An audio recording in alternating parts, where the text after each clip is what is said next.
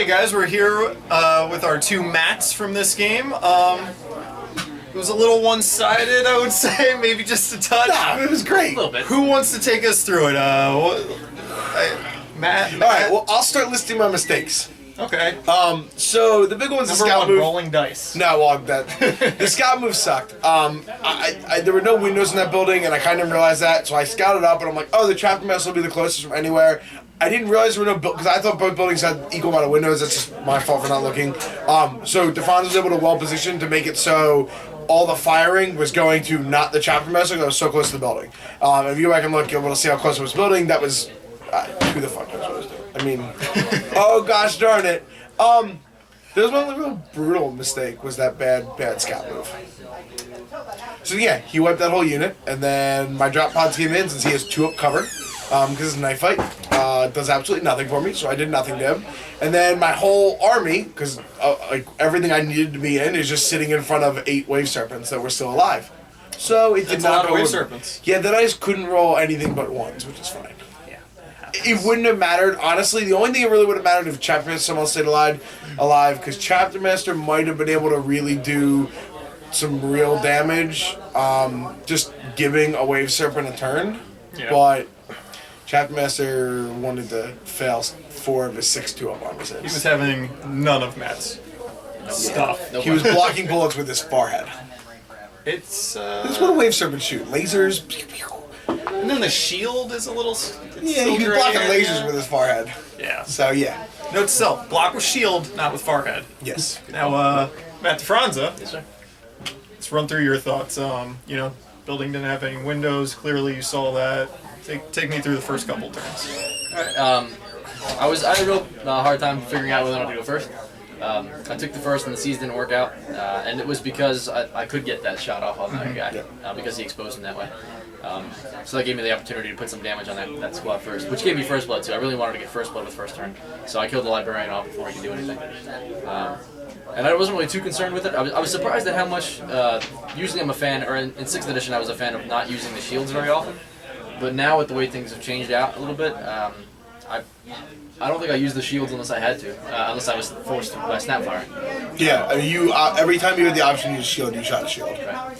So Which makes more sense. yeah, For Jink now. when they go to Jink, then I kept the shield up because I don't want to waste the snapshots. I'd rather have the shield. So besides that, it was shield most of the day, and things didn't work out for Matt with dice. Things worked out for me.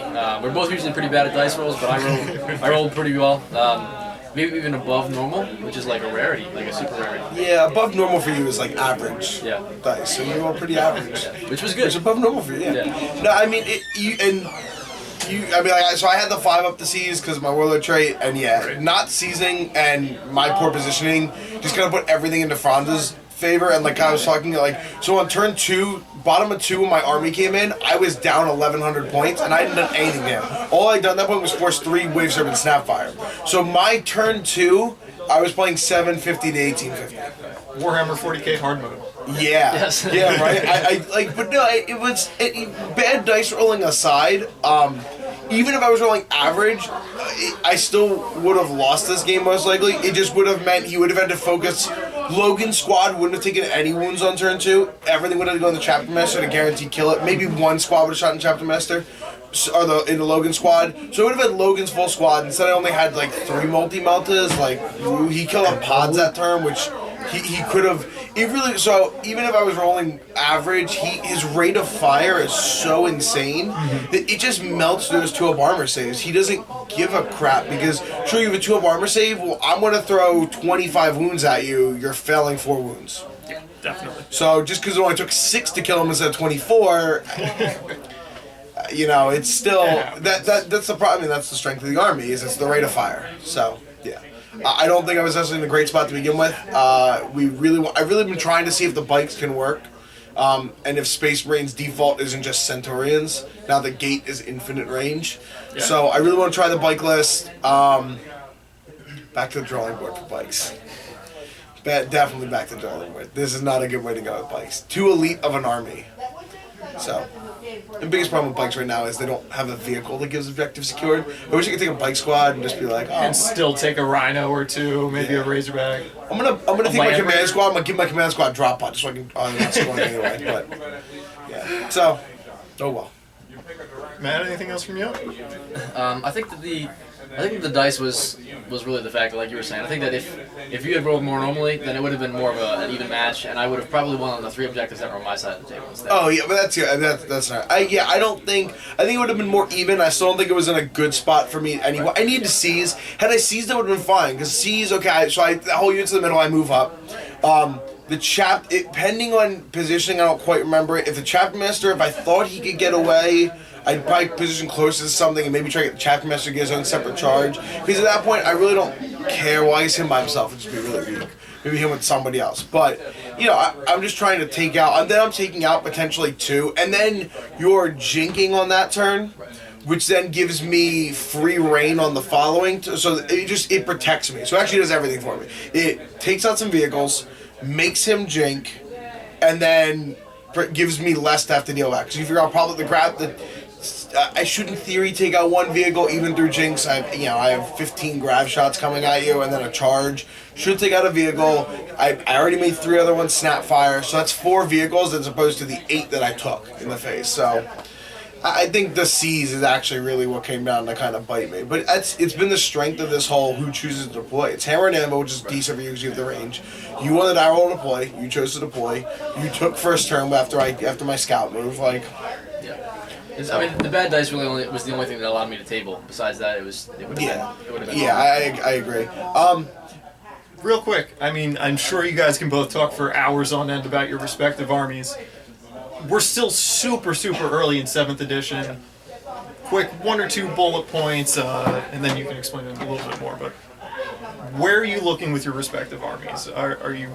Did you like the list you brought? Matt, you mentioned already, you might not. But, did you like anything out of your list? What would you keep moving forward? What's your knee-jerk reaction for changes? You're still really early in 7th. There's a lot of work to do. Where are you guys looking going forward? So I like the list that I brought. It was kind of just to see how many serpents you could bring. Mm-hmm. So I didn't and really it think it. Yeah, it did. Yeah, I didn't really think it out too long. It was just how many can I fit. And so I was able to take the multiple combined arms attachments, which I like a lot. Okay. Because it allows you to ally with yourself in a realistic way. It makes sense of all the other formations and the other detachments. If they're all legal, then combined arms detachments and having multiples should be legal as well. I agree. So I tried that out. All of us looked at the list and it didn't seem too strong. I think it might have been a good matchup. And so maybe that's how that went. But it was good. I don't think I'm actually going to take that. I haven't played mass Eldar vehicles, Mekdar, since 4th edition. Maybe some of 5th. Some of 5th I played some. But yeah, I don't know that I'm going to default to that still. I still want to try out Council yet. I haven't done that yet, so I want to see how that works out. I've heard it's nerfed. I want to give it a shot, but that's where my plans are right now. Yeah, the Space Marines, everyone's kind of like funneling into that Centurion build, which is kind of the direction. I already played a battle port with the ones against TJ. Was not a good showing for it. It was kind of a bad matchup because he was running 8 Devilfish plus 3 Hammerheads, and then all the Crisis Suits dropping in. It doesn't have my play mistake there. And now just for the audience, are we talking straight Space Marines Grey Knights? Well, so just in general, I think Space Marines, unless you're going with the mass Rhino or Razorback and trying to just mass objective secure, 20-something objective secure things, or I guess 18 in theory. If you're not going that route, I think the bikes you're paying too much for them because I think they're too of an elite unit that doesn't bring multiple objective secure things. They were great when they were just scoring and it was okay, there's so little scoring, all of my punch scores. But the big thing going forward is the Marine armies that can bring for the same point cost. I can bring a tactical Marine squad plus a Rhino and a 10-man for the same as a couple, a decent number of bikes. So that's 3 objectives secured to 1. So, and the Space Wolves, Room Priest just got the Swift Kick to the junk. I still like the Logan Bomb, especially now. I like being able to split fire. And I like Wolfguard a lot, being able to be objective secured. But you're paying so high for those. I think the Room Priest thing might make Wolves potentially unplayable till the new book. which is maybe, on the horizon. Yeah, Not next, but on the horizon. I'm here in January of 15. Gonna put them on the shelves. Keep my my Centurions and my Grey Knights and my Necrons in the barrel here. Fair enough. So we've seen a lot here. Big takeaways. Double check your terrain. Make sure the building does or does not have windows. Yeah. Jinx saves are really good this edition, right? And you've both now mentioned in the takeaway, maybe that single heavy unit Death Star thing might not be the way to go this edition. Trying out some other stuff. Lots of units, definitely a big upside. Any closing comments from either of you about the game or the edition or your armies moving forward? Don't be afraid of the psychic phase. It's not anywhere near. It's become a lot more neutered. Don't expect to see as many psychic powers go off on either. The armies that rely on heavy psychic powers aren't going to really get them. The armies, the people are freaking out, going, "Oh my gosh, they're running 20 some dice." I mean, even Matt threw 4 dice at the spell and needed 1 warp charge and failed. So normally a psychic power that's like, "Oh, I'm going to guarantee get this." You're not. Nothing's a guarantee this edition. People are really afraid of these psychic armies. They need to actually play games against them and try them out. Sure, if they're all rolling ridiculously well, you can't beat good dice sometimes. But yeah, the psychic phase isn't scary as everyone wants it to be. Yeah, I don't think it's nerfed on the ground either. No, exactly. It's still good. It's good. But people are freaking out that, I have 21 dice on top of D6. Well, yeah, but I played it in the Grey Knight list, the Grey Knight Centurion list, and even then I was still only getting 3 to 4 powers off a turn at best. With 21 dice, I'm getting 4 powers off. Maybe. So it's still not this end all be all. It's going to dominate everything, or you're going to get a couple of good spells off a turn. The armies that rely on 2 to 3 spells that are heavy psychic will get those 2 to 3 spells. The armies that are, I'm trying to cast 10 spells in a turn, aren't going to do it. You're not going to get 10 spells off. Maybe the council will. You have so many dice. Even then, they'll be rolling a bunch on one die, maybe 2. Yeah, and if you fail that one on one die, you just don't get to cast it again. Right. So redundancies aren't there. I do want to say thanks for the game. It was a pleasure. Yeah, it was a game. DeFranza loves when he rolls well. He gets that grin. It doesn't happen often, but I enjoy it. Gets that big grin. So.